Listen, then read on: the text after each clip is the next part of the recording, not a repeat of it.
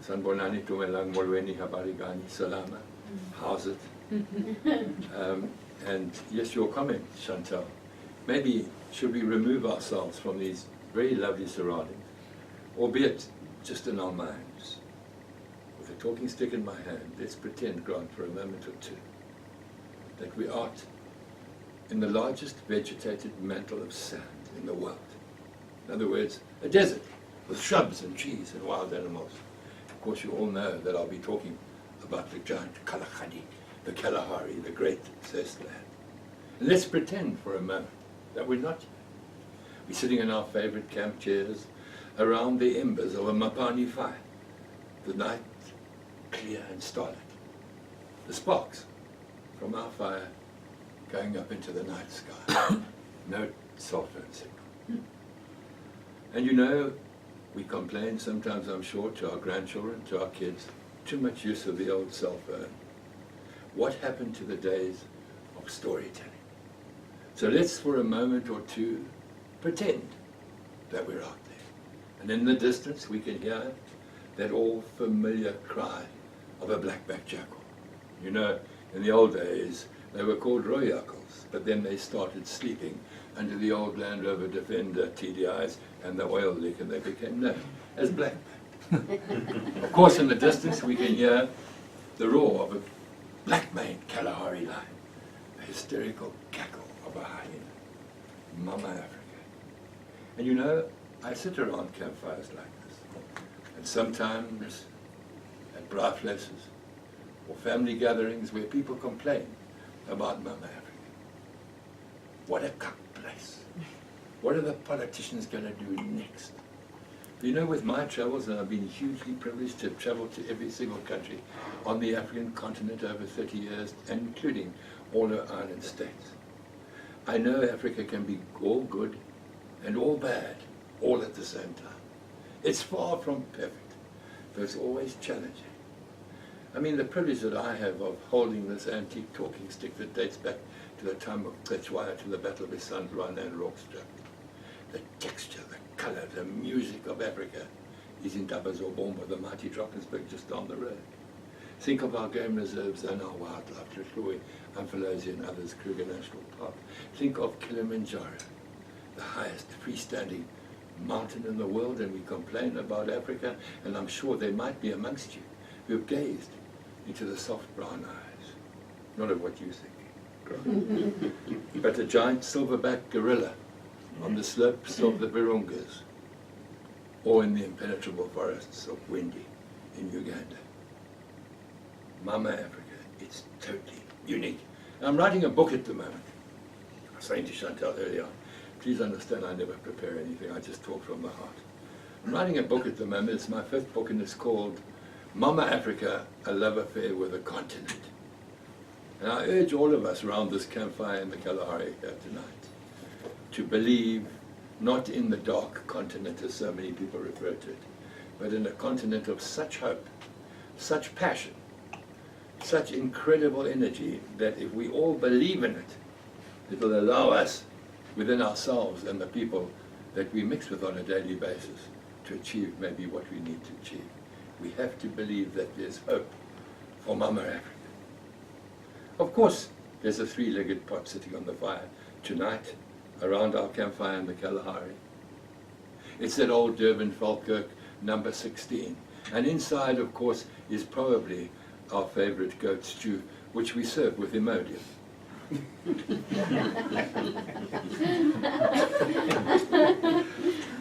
And you know, there's always the sound of a zip. And I sometimes think if the manufacturers could come up with a tent without that sound, you know, you wake up at 2, 3 o'clock in the morning, who goes this? I know it's just me and you've got a wheel spanner in your hand. You know, blocks of somebody. But you know, I remember one night sitting around a Kalahari campfire like we're sitting tonight. And we had one of those really tough guys with us, you know, he'd been in the military and shot a few people.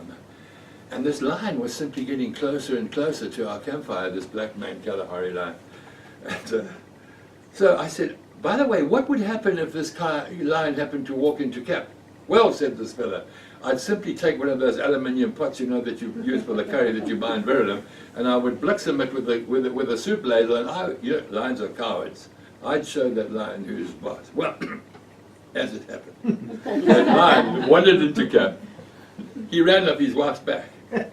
He put one high check on his shoulder, another one on her head as he went up. And of course, all you heard was zip. And let me tell you, their mouths were zipped for about a week. But my friend, it's all about having fun. And you know, by this time of the evening, you've finished your poikie course. And you've got those old enamel mugs lined up on the tailgate of the Land Rover. You've got that extra thin siphon plug from a special jerry can on the top, and you siphon a perfect treble into each enamel mug. And of course, you know, then you know the old condensed milk tins. You know, you couldn't open it just like a beer like you do today. You had to blick some 2 holes in with a screwdriver, and then you blow the condensed milk into each enamel mug. Of course, when no one's looking, you'd suck. Renoster coffee round the fire, and that's when the stories would start. And I thought as I was driving down here with Grant this evening, what story could I possibly tell a team of expert guest speakers, public speakers? A talking stick in my hand. I thought, what could I share with you that's short and easy and fun? Well, I thought, since we're sitting out in the Kalahari, not far from the spot that the great missionary explorer, the Scotsman, Dr. David Livingstone, trekked to, let's tell a campfire story. It was not far from where we camped tonight. Of course, some of them have gone off tonight to bed already, the zip. We're sitting with a Renoster coffee. We can still hear the black-maned lion out in the distance. We can hear the cackle of a hyena, the cry of a jackal. By the firelight, you see the old bull bar of the old Land Rover and the grub box that your dad used to use. Africa. No place quite like it. And we get to telling stories. And I thought that tonight's story could be about that great missionary explorer. And where we are, by the way, no cell phones in this country. And I thought that tonight we could tell a story or two about that famed missionary. Imagine the scene, my friends. Born a pauper in a town called Blantyre in northern Scotland, walked the Clyde banks, went to a talk by the missionary from the northern Cape, Kuruman, the Dr. Robert Moffat, who explained that there were tens of thousands of people in Africa waiting to be converted to Christianity. This young man goes out and he trains as a doctor in Glasgow. Think of his life. He takes a sailing ship called the George from England, and he sails to Cape Town. He admires Kirstenbosch. He then sails on to current Port Elizabeth, where he buys 16 oxen to train to the wagon. And he treks across the Karoo to a place that some of you might have visited in the Northern Cape. And you know what I'm talking about. Grant, the place is called Kuruman. Other than Grant, has anyone else been to Kuruman in the Northern Cape? We don't want to turn this into a geography lesson around a campfire in the Kalahari, but I've got the old famed talking stick. Imagine what it was like. He got there. He was so bloody disappointed. He'd expected the smoke from 1,000 campfires of Africans waiting to be converted to Christianity. And in his little notebook he wrote, all I found was a little English village with English ways. He was a Scotsman. He trekked into the Kalahari and he camped not far from where we're camping tonight. And a lion attacked him. Imagine the scene, my friends. Maybe it was a predecessor of the lion that we're hearing tonight. And when he wrote in his journal, now I know what it's like to be a rat set upon by a cat. He could smell the lion's breath in his face, 11 teeth wounds, his left shoulder torn to ribbons, and his Tswana gun bearer with an old muzzle loader shot that lion dead off the top of Livingstone's body. There was no antibiotics. Imagine this left arm hanging. He pushes the compound fracture together. You can smell the rotten flesh. And he walks back to Kuruman. And who does he meet there? The little round Mary Moffat, named with the same name as her mother, Mary, the wife of Dr. Robert Moffat of Kuruman, the first man to translate the Bible from English to Setswana. she made a big mistake when she said yes to his proposal of marriage. This poor girl treks out into the Kalahari, close to where we are camped tonight, where we've thrown another log on the fire, where we finished the poiky old gravy lips, and we've given it another squirt of condensed milk. Man, what a life for this lady. And you know, I often think we should write a book about the unsung woman heroes of African exploration.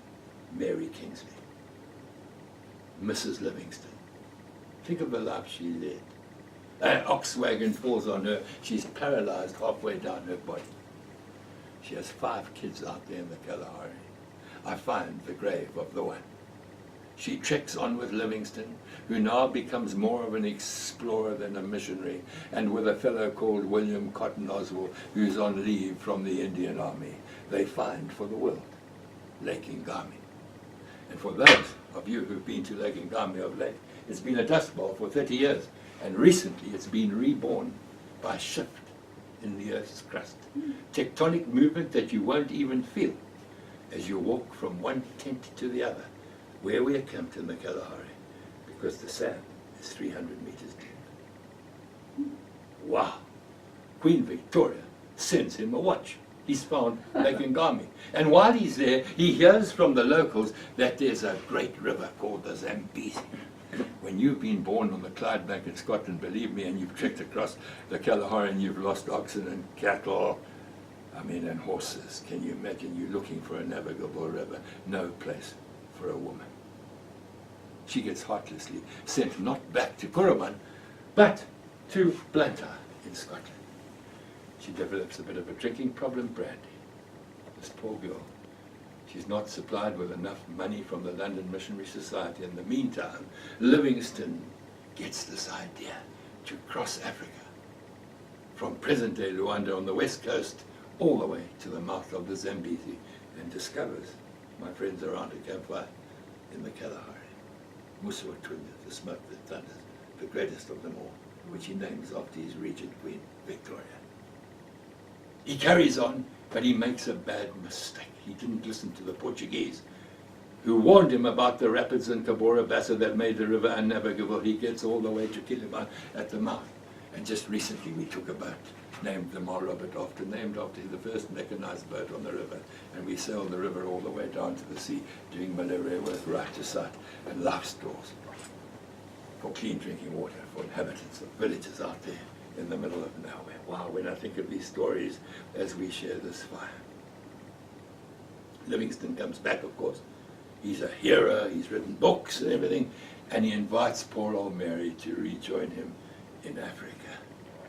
They come up the Zambezi. She dies from malaria and is buried under a baobab tree. Her weakened liver from the alcohol can't stand it, the quinine doesn't work. And every time we go back there, we make sure that we invite pregnant mums and mums with kids under the age of 5. It's such an easy thing to do. And make sure that each one of them gets a life-saving mosquito net. They don't have to die the same death that Mary died agonizingly from the blood-sucking bite of the Anopheles mosquito. When people ask us, why do we do all this work, malaria and everything like that, because we found out the hard way. We didn't form an NGO and said, let's make some bucks out of giving mosquito nets. Or let's, when you've had malaria as many times as our entire team have had, and you realize the pain and suffering, and you get to a village, it's like a thud to the heart. When you find a mother screaming, it's 100 miles or kilometers to the nearest clinic or hospital in a dugout canoe, and lives that can be saved by a simple mosquito net. And you saw those images early on, and it was 2 people dying, 2 kids dying for every minute of the day. Now it's 1. There's hope. We're sitting around a campfire in the Kalahari talking adventure stories. You know, as I was traveling down here this evening with Grant, I thought, what could I leave you with a Zulu talking stick? I thought I could leave you with this thought, that to survive in Mama Africa, you need hope, you need passion, and I think more than anything else, and this is coming from an old greybeard, is you need heart. It's not for sissies here. Have you got heart? So I thought, what 2 stories could I tell you about heart? So I thought, well, Let's keep the Livingston theme still around the campfire. Heart. What happened to Livingston? Of course, when the Cabora Bassa rapids turned him back, and he found that the river Zambezi was no longer navigable, he went up the Shira and he found for the world Lake Nyasa. Then he disappeared. No one could find him. They hired Henry Morton Stanley. He said, find him dead or alive. We need a newspaper story.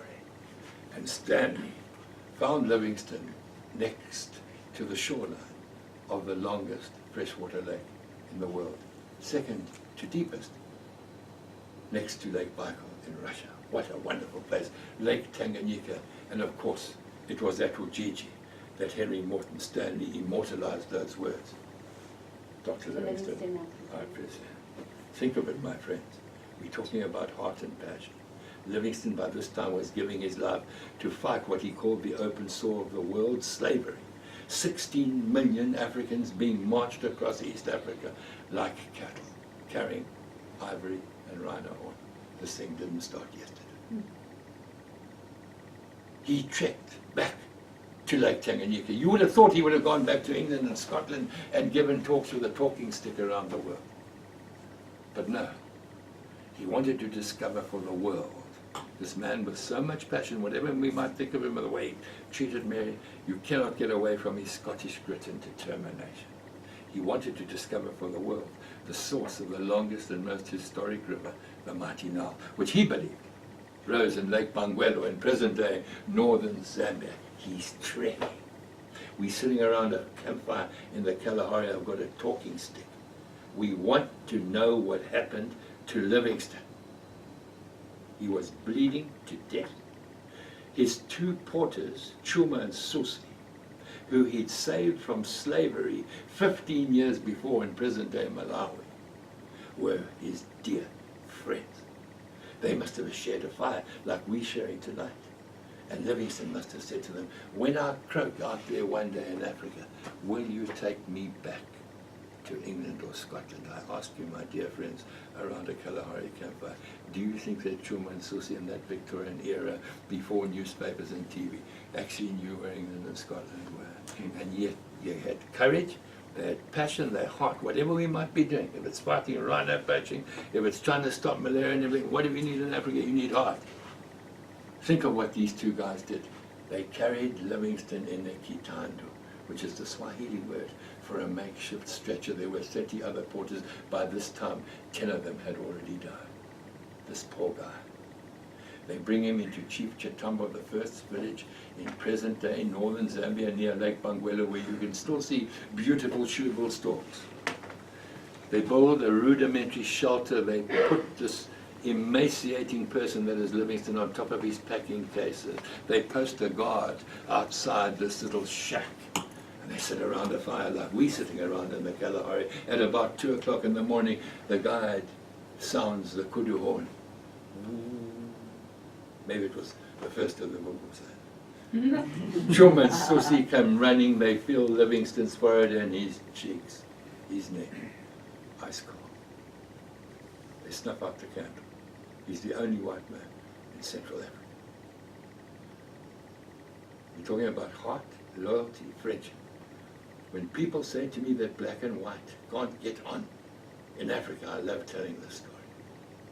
They take out his heart, throw away the intestines, they put a heart in the watertight biscuit tin which they bury under a giant mapundu tree. It takes a month to dry the corpse like a piece of biltong or a fish caught in the Great Lakes of Central Africa. They rub it with salt. And I was pleased to see in the records that they bathed his face with brandy, so he must have taken a drop from time to time. My friends, then began the longest and most heroic funeral march in the world. I said that tonight we talk about heart, about valor, about passion. Imagine, over 1,000 miles carrying this piece of biltong that was Livingston wrapped up in a hollow bulk cylinder, stitched with an old piece of canvas, hung from a pole. 1,000 miles across Africa. A further 10 porters die.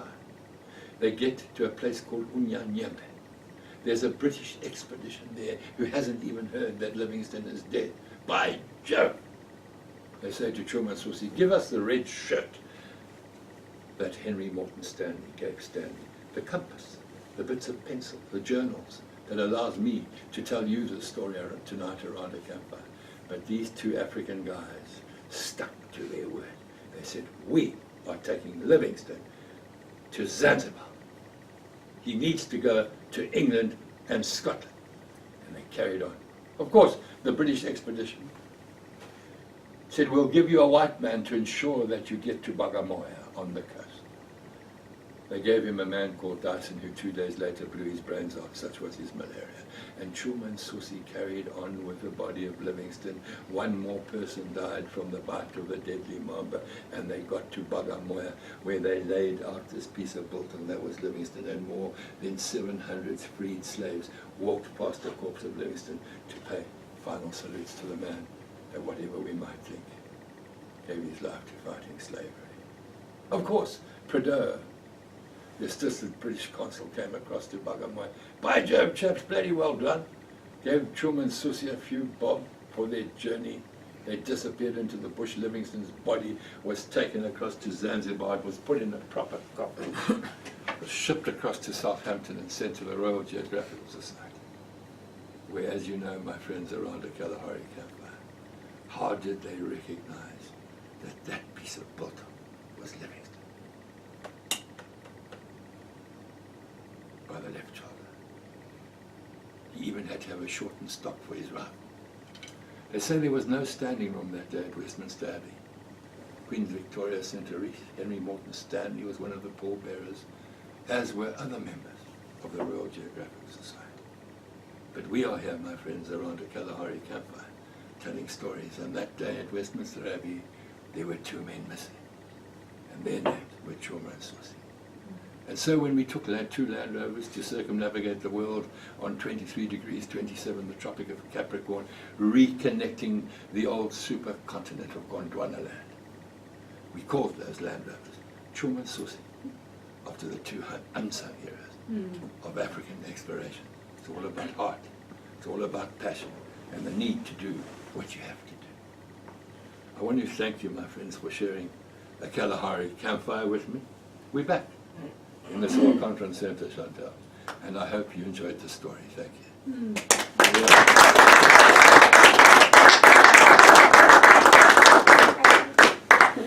Heart, passion, and doing what you need to do. That's our 3 pointers for this evening. Please, will you indulge us in some questions? Yes, by all means. Anybody have questions? I've been wanting to ask one.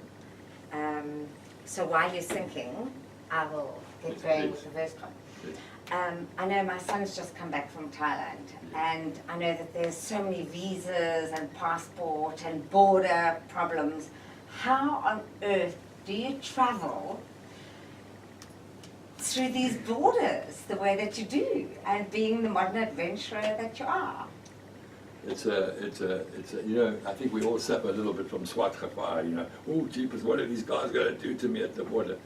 And I think a lesson to South Africans traveling into Africa always is, you know, hier kom die manne, here come the boys with their toys, is we need to soften our approach, and we need to tread with dignity, and of course realize firstly and foremost that whilst the Swiss might have developed the clock, it is good old Mama Africa that owns the time. So it's a question that sometimes asked of me, how do we cope with all the bureaucracy, right? And of course, what I've also found really works well in Africa is not to take yourself too seriously.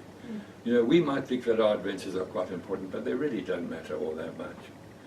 And with local Africans, to have a sense of ubuntu and be able to laugh and joke and have a drink together. But I mean, I recall, to answer your question, Chantal, I recall one particular ugly border crossing. It was in the Congo, of course, and on the border with Zambezi, and it was on Zambia rather, and it wasn't a great time. Mobutu Seko Seko had just been ousted, and Rwandan troops under Kabila had taken over the Congo. And there was this big guy, and you could see that he was determined that he would strip our Land Rovers unless we passed money. I could see that we were going to be there for a long time. And of course, he had the compulsory, you know, child soldiers with an AK up my nose. And so that was our situation. And to answer your question, now the devil got into me that day. And I winked at my team, and they knew that obviously Grant did warn you about practical jokes. And I looked at this really big individual and his child soldiers, and I opened my eyes wide, and then I suddenly developed a speech imped, you know, a stutter. And I said, and of course you know what you should, how you should address such an person. And so I called him sir. I said, sir, I said, now by this time you can imagine the blokes are getting really bloody impatient. And that's when you have to, that's when you have to drag, that's when you have to prolong. So, and that's when you make a point, and this is the place where you have a great deal of humor, of fun. And that's when you indicate the, you know, the cool box. And that's when you excuse me, and that's when some of your talented team members run up and give you an almighty clap on the back. And that's when you blurted out that would you care for a kicker, and that's your opportunity. Would you care for a cup, and then you have to stick on the word cup. Would you care for a cup, and that's when you go red in the face. Would you care for a Pepsi? And invariably that's when the guy say, "Vamos and out of here." So I enjoyed having a bit of fun with him, but that is a true story. And you know, yes, I think a sense of humor and not taking yourself too seriously always count. Have fun with everybody, you know. It's great. I mean, you know, we talked about the humanitarian work. We talked about the malaria, and I'd like to share with you a lovely sort of human story about Mashozi, my late wife. You know, we miss her sadly. In fact, I've been writing a chapter in my book today about Mashozi. We travelled together for 45 years. Sadly, she never finished her last expedition. And one day we were travelling around the world in those two Land Rovers, Chuma and Susi, and we got to Paraguay. And we went with some park officials to a national park where they were going to evict this old bloke who lived in a little wooden shed on the banks of the Parana River, because he'd fallen into the river once and he'd set the little place on fire while he was making some coffee and stuff. And we got there and he was the loveliest old bloke. And Mashozi, my wife Jill, quickly realized that all he needed was a pair of readers, because he was starting to light the match with the gas and starting to put a little worm on the hook to catch a fish and stuff. And she dug in her handbag and she had a spare pair, and they were perfect, just like, you know, and put them on this old bloke, and he made us a coffee and he laughed and we had so much fun. And the park official said, no, he can stay for a while, give him a few more years. And we drove out of there.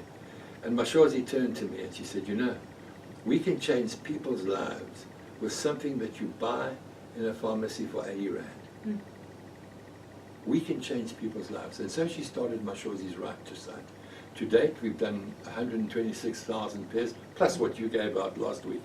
Wednesday, was it? Which I think was another 90 pairs.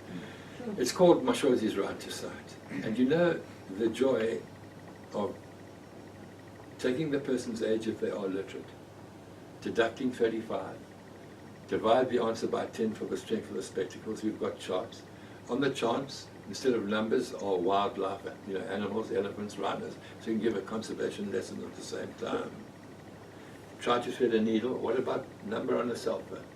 All things that we take for granted. Read the Bible is a big one. Read the Bible is a big one. And you know what? A pair of glasses. I remember being in the Tugan Hills in the Great African Rift Valley, and this old bloke coming up to me with one leg and a crutch. And I said, what happened to you? He said, well, I was run over by a tractor. I can't farm anymore, so I took to fixing shoes. And I said, "And?" He said, "I can't do that anymore, my eyes are." So I remember it was a 2.5 is what he needed, and I took a 2.75 and also put them in a lovely little plastic bag for him. And he immediately asked his grandson to run across the road, come with the shoemaking equipment, and there was a half-finished shoe. He took the thread and the needle and he completed with his. We gave him his life back for 30 or 40 rand is what we get the glasses and the little pouch that they live in for. And how easy for all of us to make a difference to those around us, how simply, and I think they're right to cite as well. And then the reason that I'm here with Grant tonight, and thanks for the invitation, Grant, is we did an expedition called Izintaba Zobombo, the Bambo range of mountains, from Crook's Corner, where Zimbabwe, Mozambique, and South Africa meet. And the reason we decided on that block of land, the Lubombo range of mountains, is it is the largest population of wild rhinos left in the world. What could we do about it? With a talking stick in hand, could we put flak jackets on and helicopters and shoot poachers? No. But the last time that we'd seen Dr. Ian Player, he said to us, "My friends, if you do not hand the baton of conservation over to the youth, we are doomed." And a kid had written on the tailgate of our Land Rover, "Let us not be the generation that tells our grandchildren that we've done nothing about it." So giving soccer games, we ran art competitions at schools, a simple A3 piece of paper, the outline of a rhino, and we begged the kids to write and draw anything that was in their hearts and minds. We went back a week later to Chief Makuleke's area to judge the art and give a soccer game, a bicycle for the man of the match and a trophy. Rhino bibs. Right. We judged the art. What had these kids said? We need to respect our rhinos like we respect Nelson Mandela. We need to tell the Chinese to stop. They showed every single type of saw imaginable that you can cut a rhino horn with. They had weapons with high-powered sights that you buy on the back streets of Maputo. They knew everything. They wrote SADF dash fake. Helicopters, people cutting wire, blood on dry grass. We couldn't believe it. By the time we finished the expedition, we'd done 10,000 pieces of art. In Mozambique, the kids didn't write about rhino horn and rhinos. They wrote about the human tragedy of having your young brother killed by anti-poaching units and coming back to Giriondo in a body bag. Having been tempted for 20,000 rand by Mr. Big, the Chinaman who comes from Maputo in a stolen Land Cruiser. What did the Swazi kids write about? They wrote, "Kill a rhino and you are committing economic sabotage." 56% of them had seen rhinos. We called Swaziland a small impoverished nation, but the Swazi king has stood up and said, "Touch a rhino, you rather put your hand in the fire." Swaziland has only lost 3 rhinos in 23 years. Grant and I go out to schools with art, and we've taken rhino art to 260,000 kids around the world, including Vietnam, Singapore, and other places. We are finding that less than 2% of our kids adjacent to game reserves, where rhinos should be protected, have even seen a rhino. And that's why I'm here tonight in support of Grant and all the wonderful conservation work you do, Grant, to get into the hearts and minds of the youth. And our byline is, "Siyabathanda upechana." We love our rhinos. Let our voices be heard. Thank you very much. You have a stick.